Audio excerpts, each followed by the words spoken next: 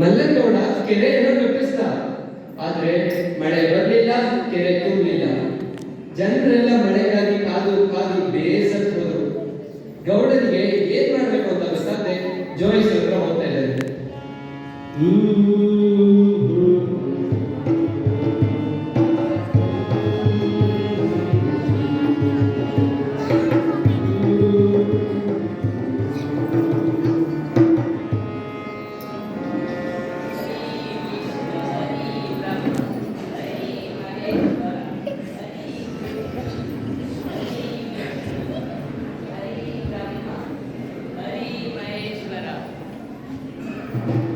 ಎಲ್ಲ ಚೆನ್ನಾಗಿದ್ದೀರೇನು? ನಮಸ್ಕಾರ ಸರ್. ಓ ನಮಸ್ಕಾರ ಗೌಡ್ರೆ, ಹೇಗಿದ್ದೀರಾ? ಚೆನ್ನಾಗಿದ್ದೀರೇನು? ಚೆನ್ನಾಗಿದ್ದೀವಿ ಜೈಸರ್. ಆದರೆ ಹೇಗೆ, ಏನಾದರೂ ಸಮಸ್ಯೆ? ಏನಂತ ಹೇಳಲಿ ಜೈಸರ್, ಊರಿಗೆ ಒಳ್ಳೇದಾಗಲಿ ಅಂತ ಕೆರೆ ಕಟ್ಟಿಸಿದೆ. ಓ ಹೌದು, ಬಹಳ ಒಳ್ಳೆಯ ಕೆಲಸ. ಕೆರೆಯನ್ನು ಕಟ್ಟಿಸಿದೆ, ಆದ್ರೆ ಮಳೆಯನ್ನು ಬರಲಿಲ್ಲ, ಕೆರೆನೂ ತುಂಬಿಲ್ಲ. ಓ ಹೌದು, ಅದಕ್ಕೆ ನೀವೇನಾದ್ರೂ ಪರಿಹಾರ ಹೇಳಿ ತಾನೆ ನೋಡಿ. ರಾಹು, ಕೇತು, ಬುಧ, ಮಂಗಳ, ಶುಕ್ರ. ಏಕೆ ಜೈಸರ್, ಏನಾಯಿತು? ಏನಂತ ಹೇಳಿ ಗೌಡ್ರೆ, ಶಾಸ್ತ್ರದ ಪ್ರಕಾರ ರಾಹು ಅಡ್ಡ ಬಂದಿದ್ದಾನೆ. ಕೆರೆಗೆ ವಿಘ್ನ ಇದೆ. ಅದಕ್ಕೆ ಕೆರೆಗೆ ಒಂದು ಬಲಿ ಬೇಕು. ಬಲಿನಾ? ಹಾ, ಬಲಿನೇ. ನೋಡಿ ಗೌಡ್ರೆ, ಶಾಸ್ತ್ರದ ಪ್ರಕಾರ ಹೇಗೆ ಇದೆಯೋ ಹಾಗೆ ಇರುವುದು. ಆ ವಿಘ್ನಕ್ಕೆ ಇದೇ ಪರಿಹಾರ. ಇನ್ನು ಏನು ಮಾಡುತ್ತೀರಾ? ನಿಮಗೆ ಬಿಟ್ಟಿದ್ದು. ಸರಿ, ಬರಲ್ಲ?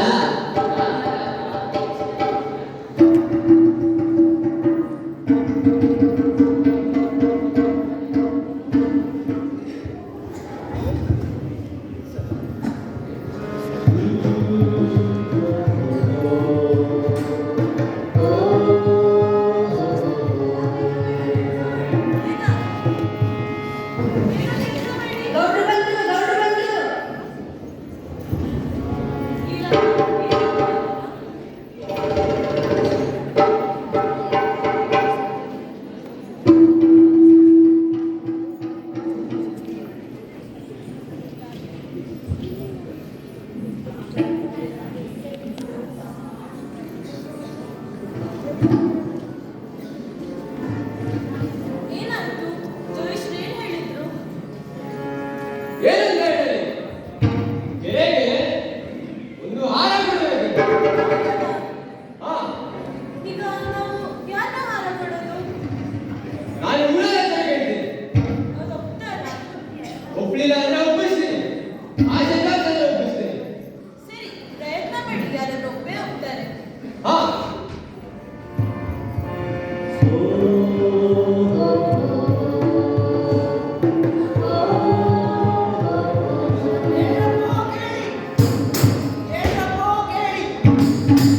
ಊರಿನ ಜನರೆಲ್ಲ ಗೌಡ್ರು ಪಂಚಾಯ್ತಿ ಕಟ್ಟಡ ಕರೀತಿದ್ದಾರೆ. ಎಲ್ರೂ ಬರ್ಬೇಕಂತೆ.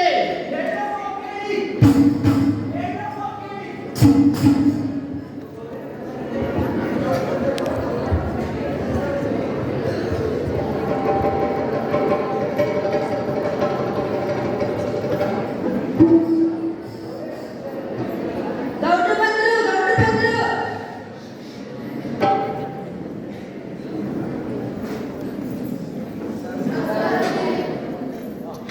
ಎಲ್ಲ ಕುತ್ಕೊಂಡ್ರಪ್ಪ. ಏನ್ರಪ್ಪ, ಎಲ್ಲ ಚೆನ್ನಾಗಿದ್ದೀರಾ?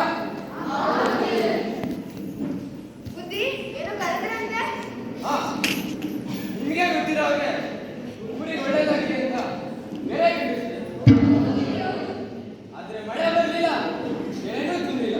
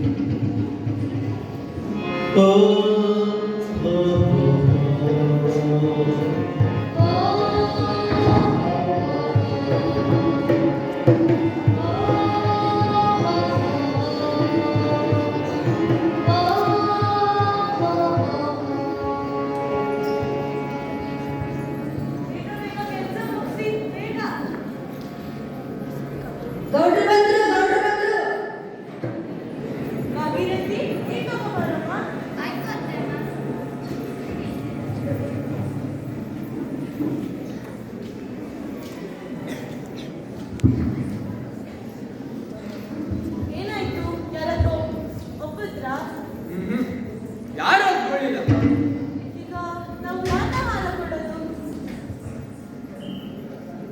ಹಾ ಈಗ ಮಾಡೋದು ಈ ಸೊಸೆನ ಹಾಗೆ ಬಿಡೋದು. ಅಯ್ಯೋ ಬೇಡ ಬೇಡ.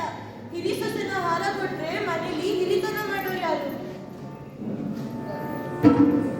ಒಂದ್ ಕೆಲಸ ಮಾಡೋದು ಕಿರಿ ಸೊಸೆ ಭಾಗ್ಯರಥಿನ ಹಾಗೆ ಬಿಡೋದು. ಸನ್ಸೋಸಿ ಭಾಗಿರಥಿನ ಹಾರ ಕೊಡಬೇಕಂತ ಮಾತಾತೋ ಮನೆಯಾಗ ಮಾತಾತೋ ಊರಾಗ ಮಾತಾತೋ ಮನೆಯಾಗ ಮಾತಾತೋ ಊರಾಗ ಮಾತಾತೋ ಓ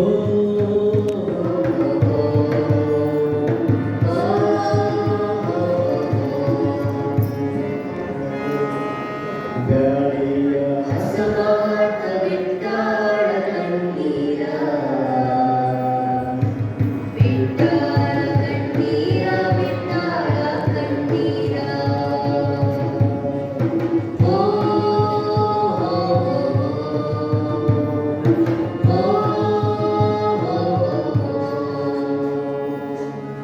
ಭಾಗೀರಥಿನ ಭಾಗೀರಥಿನ ಭಾಗೀರಥಿನ ಹಾರ ಭಾಗೀರಥಿ? ಏನಾಯ್ತಮ್ಮ? ಏನಿಲ್ಲ ಅತ್ತಮ್ಮ, ಕಣ್ಣಲ್ಲಿ ಸ್ವಲ್ಪ ಕಸ ಬಿತ್ತಷ್ಟೇ. ಹೌದಾ? ಸರಿ ಕೆಲಸ ಮಾಡು. ಅತ್ತಮ್ಮ, ನಾನು ತವರ ಮನೆಗೆ ಹೋಗ್ಬಲ್ಲ? ತವ್ರ ಮನೆಗಾ? ಸರಿ ಬೇಗ ಹೋಗಿ ಬೇಗ ಬಾ. ಆಯ್ತು ಅತ್ತಮ್ಮ. ಸನ್ಸೋಸಿ ಭಾಗೀರಥಿ ತವರಿಗೆ ಹೊಂಟಾಳ, ಸೊಸಿ ಭಾಗೀರಥಿ ತವರಿಗೆ ಹೊಂಟಾಳ, ತವರಿಗೆ ಹೊಂಟಾಳ, ತವರಿಗೆ ಹೊಂಟಾಳ, ತವರಿಗೆ ಹೊಂಟಾಳ, ತವರಿಗೆ ಹೊಂಟಾಳ, ಸೊಸಿ ಭಾಗೀರಥಿ ತವರಿಗೆ ಹೊಂಟಾಳ.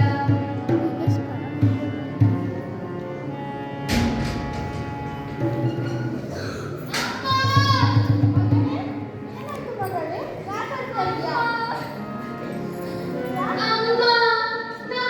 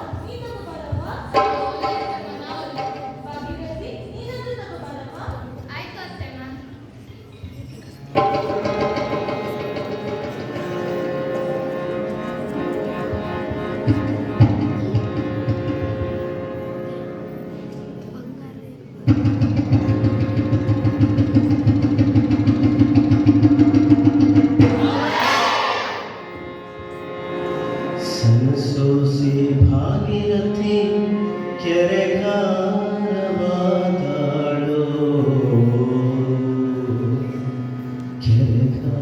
ಕೆರೆಗಾರವಾದಾಳು ಕೆರೆಗಾರವಾದಾಳು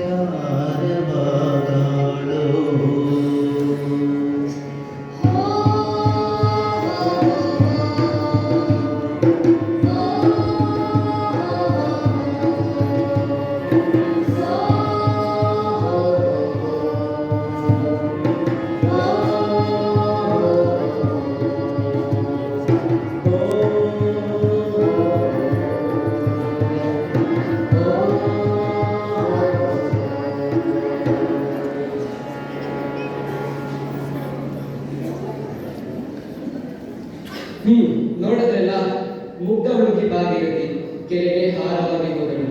ಈಗ ನಿಮ್ಮ ಮನಸ್ಸಿನಲ್ಲಿ ಒಂದು ವಿಚಾರ ಕಾಡ್ತಾ ಇರಬಹುದಲ್ಲ? ಅಲ್ಲ, ಇಷ್ಟೆಲ್ಲ ಆದ ತನಕ ಭಾಗೀರಥಿ ಗಂಡ ಎಲ್ಲಿದ್ದ? ಅವ ಯಾಕೆ ಒಂದು ಮಾತು ಕೂಡ ಆಡಿಲ್ಲ? ಹೇಳ್ತೀನಿ ಕೇಳ್ರಿ. ಅವಳ ಗಂಡ ಮಹಾದೇವರಾಯ ಸೈನ್ಯದಲ್ಲಿದ್ದ.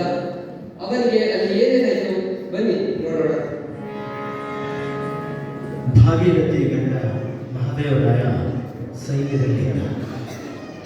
ಅವನಿಗೆ ಆ ರಾತ್ರಿ ಕೆಟ್ಟ ಕನಸು ಬಿತ್ತು. ಶಲ್ಯ ಸುಟ್ಟಂಗಾತು, ಕೋಲು ಮುರಿದಂಗಾತು, ಕಟ್ಟಿಸಿದ ಮಹಲೆಲ್ಲ ಥಟ್ಟನೆ ಬಿದ್ದಂಗಾತು.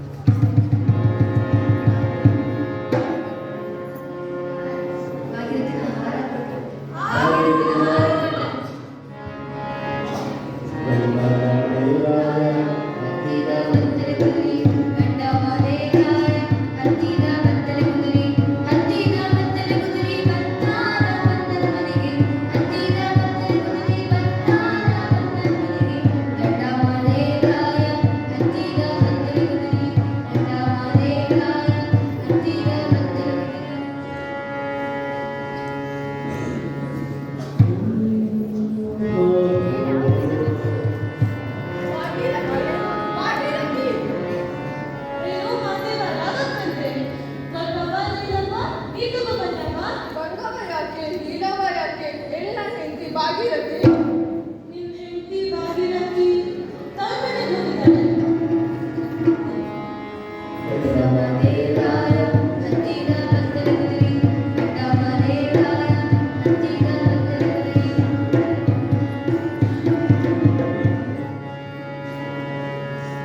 ಭಾಗೀರಥಿ ಭಾಗೀರಥಿ ಓ ಅಣ್ಣ ಇದ್ರೆ ಬನ್ನಿ ಕೂತ್ಕೊಳ್ಳಿ. ಬಾಳಮ್ಮ ಬಸವ ನೀರು ತಗೊಂಡ್ಬನ್ನಿ. ಬಾಳಮ್ಮ ಯಾಕೆ ಬಸವ ಯಾಕೆ ಎಲ್ಲ ಹೇಳ್ತಿ ಭಾಗೀರಥಿ ಭಾಗೀರಥಿ ಅವಳ ಗೆಳತಿ ಮನೆಗೆ ಹೋಗಿದ್ದಾಳೆ.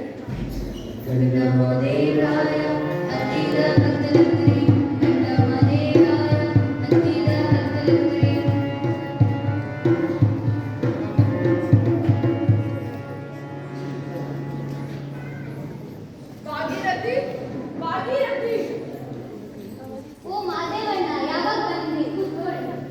ಲಕ್ಷ್ಮೀ ನೀರು ತಗೊಂಡ.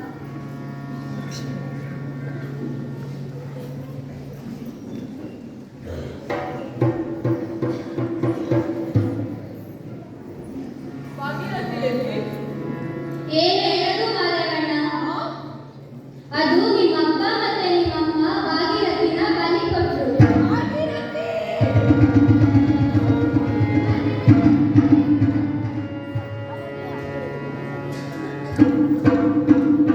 ಭಾಗೀರಥಿ ಭಾಗೀರಥಿ ಭಾಗೀರಥಿ ಭಾಗೀರಥಿ ಭಾಗೀರಥಿ ಭಾಗೀರಥಿ ಭಾಗೀರಥಿ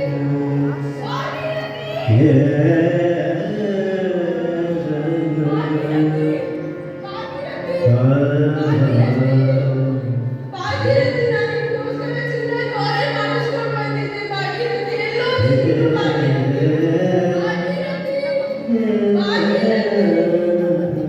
ಭಾಗೀರಥಿ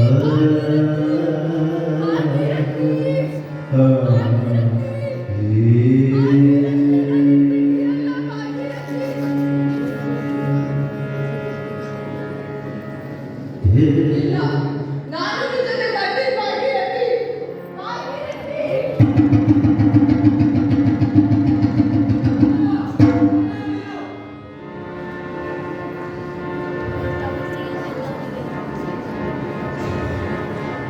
ಗಂಡಮ್ಮ ದೇವರಾಯ ಕೆರೆಗಾರವಾದನೋ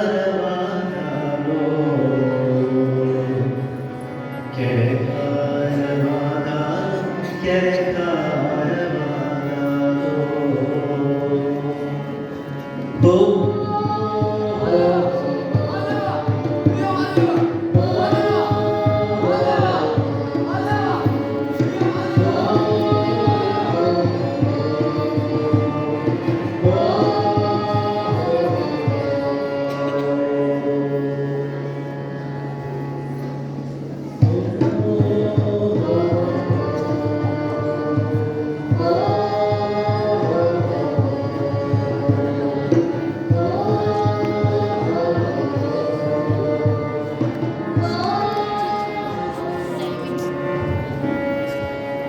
ಮಳೆಗಾಗಿ ಕಾದರು ಕಾದರು ಜನ ಮಳೆ ಬರಲೇ ಇಲ್ಲ.